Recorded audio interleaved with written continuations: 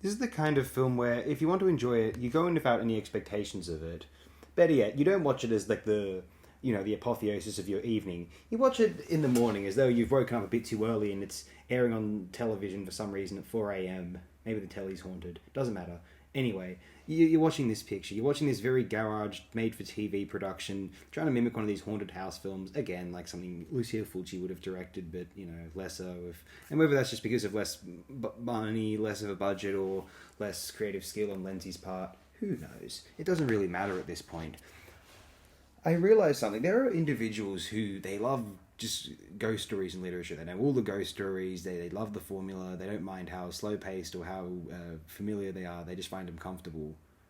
I think I'm getting to the point where I like these Italian haunted house movies where they're in a kind of vivid color. The production style is very familiar. It just looks like, some grainy. I like how it's shot on video. Sometimes these things being shot on lesser grade film gives them more texture. There's a more lived in quality than the kind of crisp, unreal digital of the contemporary world of camcorders and professional cameras alike. I will say, stop watching the video now if you'd like to enjoy this film whatsoever, so you can enjoy the reveals and all of the surprises.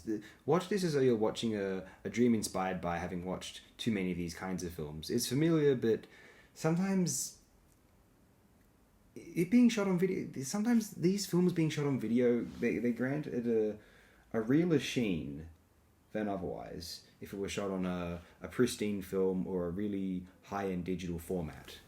And as usual, Lenzi puts together his 4 or 5 really important, visceral, interesting shots that make the rest of the film leading up to them seem so much more palatable, interesting, and moody than they might be otherwise.